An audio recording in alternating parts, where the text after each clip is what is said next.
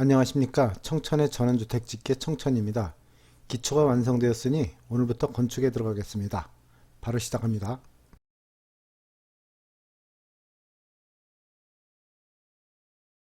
토대를 놓으려면 목선부터 놓아야 합니다. 저희 집 지을 때 사진이 없어 화면 설명으로 대신하겠습니다.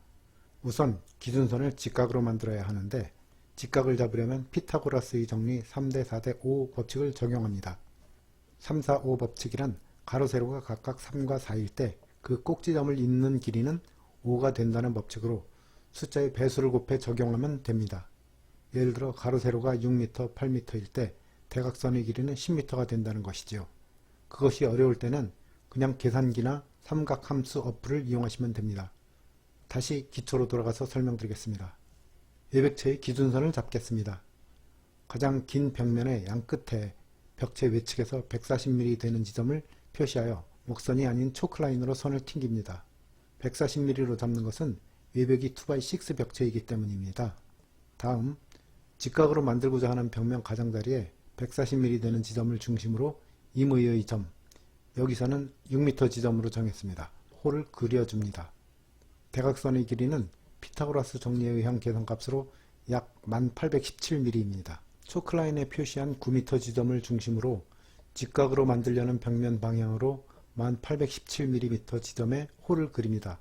이때 아까 그렸던 호와 만나는 교차점이 생깁니다. 이제 처음의 점과 교차점을 연결해 먹을 놓으면 직각으로 만나는 두 개의 기준선이 만들어집니다. 이제부터는 기준선에서 시작하여 도면의 길이를 먹선으로 레이아웃 하시면 됩니다. 여기서 주의해야 할 점은 어느 면이든 시작점은 항상 기준점이 되어야 한다는 것이고 철줄자를 이용해야 오차가 줄어듭니다. 기준선부터 거리를 잰 두 개의 점을 연결한 상태에서 먹선을 튀깁니다. 다른 쪽도 역시 기준선부터 거리를 잰 두 개의 점을 연결한 상태에서 먹줄을 줍니다. 평면도에 근거하여 먹선을 준 그림입니다.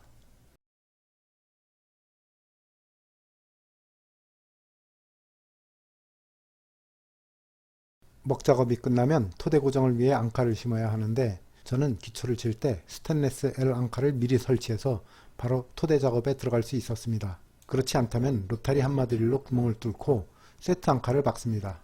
될 수 있으면 값은 2배지만 스테인리스로 사용하세요. 콘크리트와 토대를 잡아주는 건데 녹이 나면 좋지 않으니까요. 앙카는 6피트 1800mm 이내의 간격을 유지해야 하며 끝에서는 300mm 이내에 또 1800mm 이하의 토대에는 2개 이상 앙카를 박습니다. 앙카 작업이 마무리되면 방부목을 먹선과 일치하게 놓고 조깃대의 피스를 때려 자국을 남긴 다음 그 위치에 20mm 비트로 구멍을 냅니다.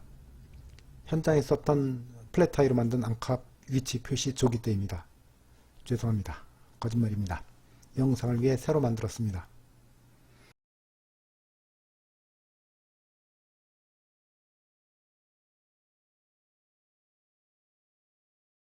토대를 시공할 때 기초의 습기가 방부목에 직접 닿지 않도록 아랫면에 실실러를 1022로 붙여줍니다. 저는 422로 박았더니 쉽게 떨어지더군요. 그때 저는 1022 타카가 있는 줄 몰랐습니다. 사진에 실실러 떨어지는 거 보이시죠? 1022 타카 공이의 끝은 재료를 뚫지 않을 정도로 그라인더로 갈아줘야 됩니다. 안 그러면 저렇게 됩니다. 저는 몰랐습니다. 토대용 방부목을 앙카로 고정합니다. 토대용 방부목 설치가 끝난 모습입니다. 우리 집 사진이 없어서 다른 집 사진을 가져왔습니다. 방부목을 놓았으면 더블 바텀 플레이트 이중 밑갈도리를 시공합니다. 이중 밑갈도리는 방부목과 교차되게 시공해야 됩니다. 그림의 아래는 토대 방부목이고 윗부분은 이중 밑갈도리입니다. T자로 만나는 부분과 기역자로 만나는 부분의 시공 방법입니다. 저는 이중 밑갈도리를 이렇게 나비 길이로 뚫고 볼트 구멍을 뚫었습니다만 그라인더로 앙카머리를 자르고 나비 길이로만 작업하는 게 훨씬 효과적입니다. 이중 깔돌이 시공 후 레벨을 보아 평균보다 격차가 큰 곳 중 낮은 곳은 쐐기를 방부목 밑에 넣어주고 높은 곳은 먹줄을 튕기고 대패로 깎아줍니다. 대패질까지 완료되었습니다. 최종으로 라인을 확인합니다.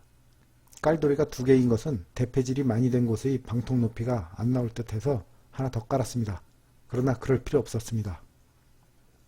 대패 작업이 끝난 후 벽체 조립에 들어갑니다.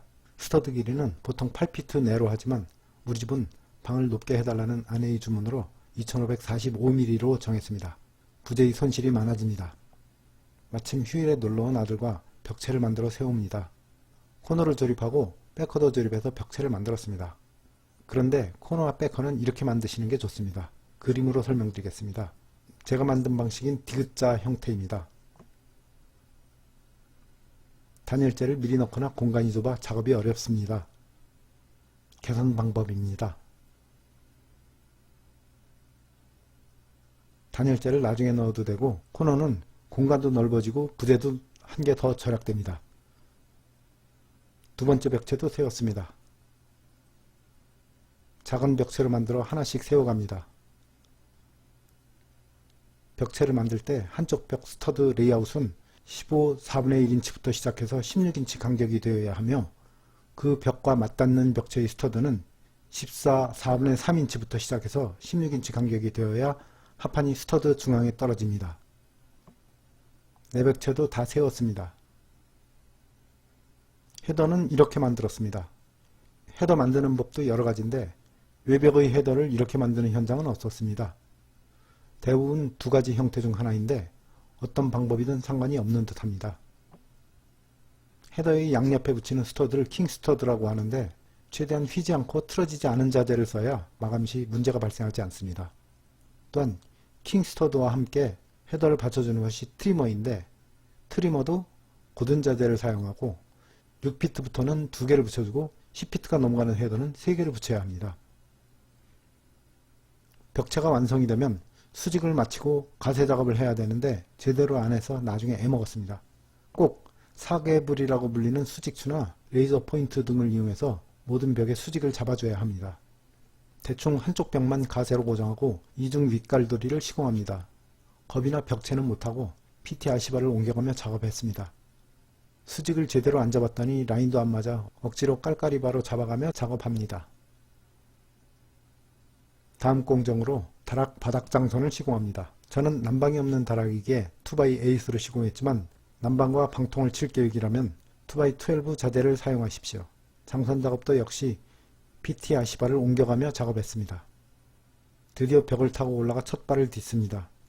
그래도 불안해서 합판을 한 장 깔고 그 위에서 작업합니다.